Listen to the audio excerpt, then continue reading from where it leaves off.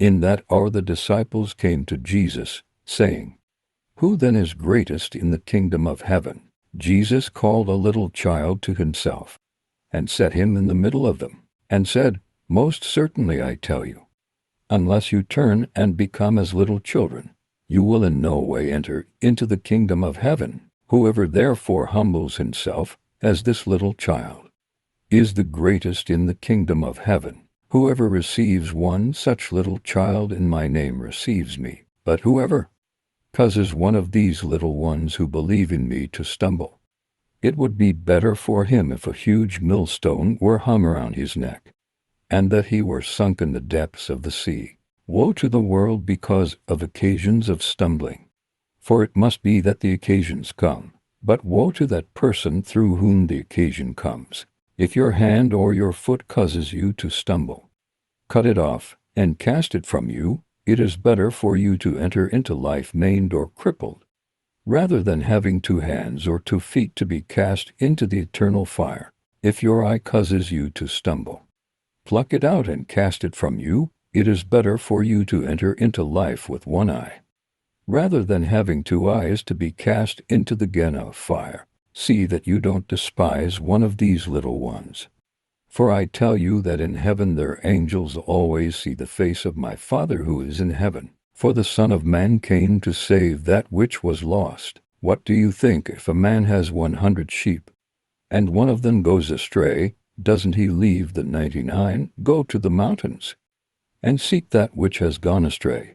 If he finds it, most certainly I tell you, he rejoices over it more than over the 99 which have not gone astray. Even so it is not the will of your Father who is in heaven that one of these little ones should perish. If your brother sins against you, go, show him his fault between you and him alone. If he listens to you, you have gained back your brother. But if he doesn't listen, take 1 or 2 more with you, that at the mouth of 2 or 3 witnesses every word may be established. If he refuses to listen to them, tell it to the assembly. If he refuses to hear the assembly also, let him be to you as a Gentile or a tax collector. Most certainly I tell you, whatever things you bind on earth will have been bound in heaven, and whatever things you release on earth will have been released in heaven. Again, assuredly I tell you, that if 2 of you will agree on earth concerning anything that they will ask, it will be done for them by my Father who is in heaven. For where 2 or 3 are gathered together in my name, there I am in the middle of them. Then Peter came and said to him, Lord, how often shall my brother sin against me, and I forgive him? Until 7 times.